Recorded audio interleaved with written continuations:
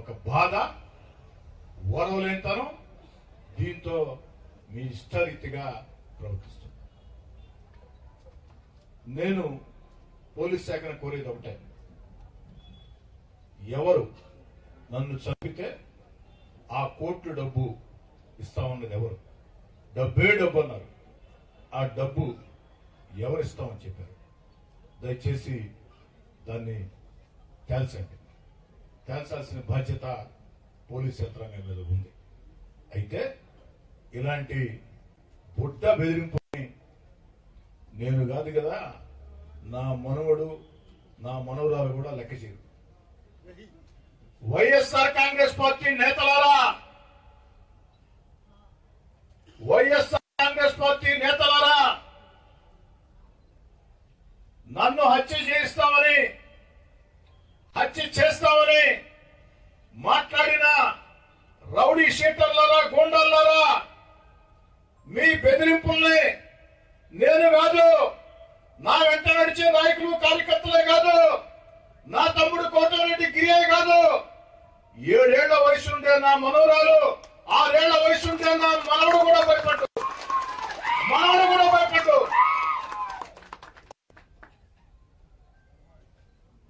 ఎవరు జీవితకాలం బతకరు అంటే ఉన్నంతకాలం ప్రతి మనిషికి ఏదో ఒక రోజు మరణం వస్తుంది. కానీ భయపడుతూ బతికి అలవాటు మా దగ్గర లేదు.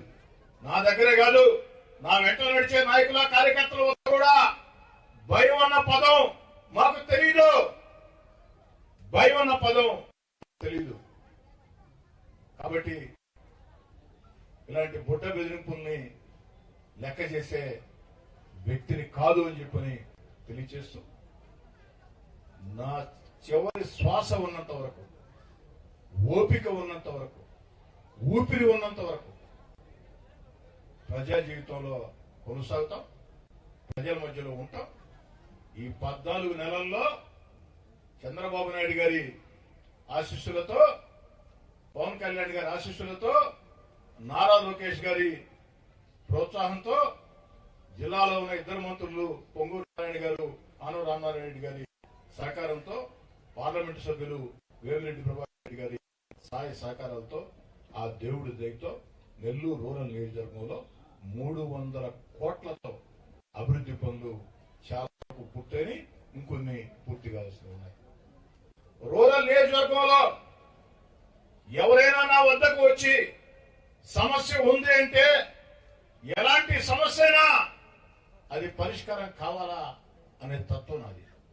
ఎవరు ఫోన్ చేసినా, ఏ సమయంలో ఫోన్ చేసినా ఫోన్ ఎత్తి సమాధానం చెప్పి ఆ బాధల్లో కష్టాల్లో ఉన్న వ్యక్తులకి వెంట నడిచే తత్వం.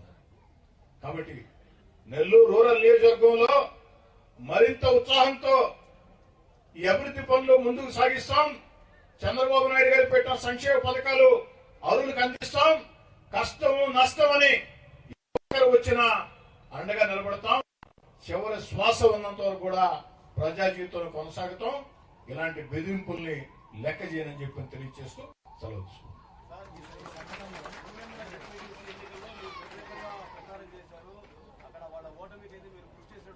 ఒంటి పెట్ట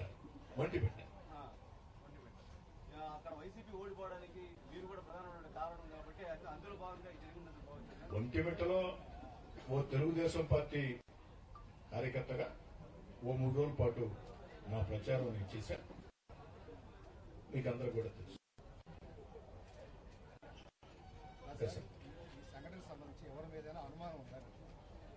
సాధారణంగా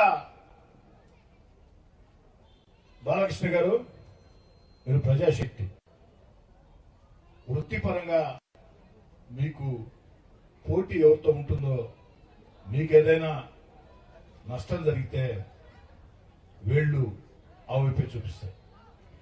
మరి తెలుగుదేశం పార్టీ కూటమి శాసనసభ్యుడిగా నేనున్న వేళ వైఎస్ఆర్ కాంగ్రెస్ పార్టీతో నాకు తీవ్రంగా విభేదాలు ఉన్న వేళ, మరీ ముఖ్యంగా ఇటీవల కాలంలో YSR Congress party social media నా మీద విషయం కక్కుతున్న వేళ వైఎస్ఆర్ కాంగ్రెస్ పార్టీ పత్రిక టీవీ నా మీద విషయం చుమ్ముతున్న వేళ అనుమానం ఎవరి మీద వస్తుంది సాధారణంగా. కానీ ఇవన్నీ కూడా పోలీస్ విచారణలో తేలాలి. అయితే నేను ఒక్కటి చెప్పదలుచుకున్నా, వైఎస్ఆర్ కాంగ్రెస్ పార్టీ నేతలారా మీకు చెప్తున్నా, ప్రజలకు కూడా తెలియాలని చెప్తున్నా, 14 నెలలైంది నేను 3వ ఎమ్మెల్యే ఎన్నికై.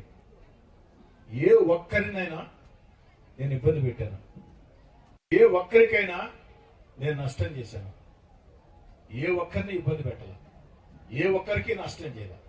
సాధ్యమైనంత వరకు రాజకీయ వివాదాలకి దూరంగా ఉంటూ నిరంతరం ప్రజల మధ్యలో ఉంటూ నా పని నేను చేసుకుంటూ 3వసారి ఎమ్మెల్యే గెలిపించిన రూరల్ నియోజకవర్గానికి ఎంత చేసినా తక్కువేనని ముందుకు సాగుతున్న వేళ ఎందుకు నన్ను కిలుకుతున్నారు?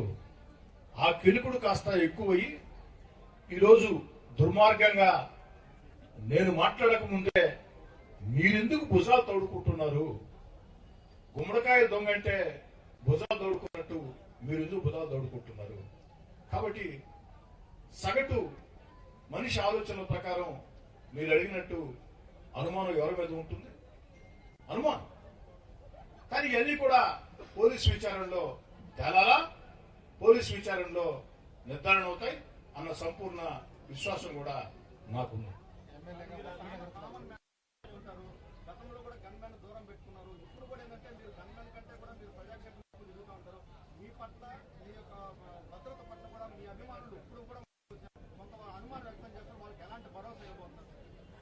ఎవరు కూడా ఎలాంటి భయాందోళన చెందవద్దు. వైఎస్ఆర్ కాంగ్రెస్ పార్టీ ప్రభుత్వంలో 4 గన్మెన్లు నాకు ఉన్నారు. వైఎస్ఆర్ కాంగ్రెస్ పార్టీకి దూరంగా జరిగిన తర్వాత నన్ను మానసికంగా భయపెట్టేదానికి ఆనాటి ముఖ్యమంత్రి జగన్మోహన్ రెడ్డి గారి ఆదేశాలతో ఆనాటి ప్రభుత్వ సలహాదారు సజ్జల రామకృష్ణారెడ్డి గారి ప్రమేయంతో 2 గన్మెన్లని తొలగించారు.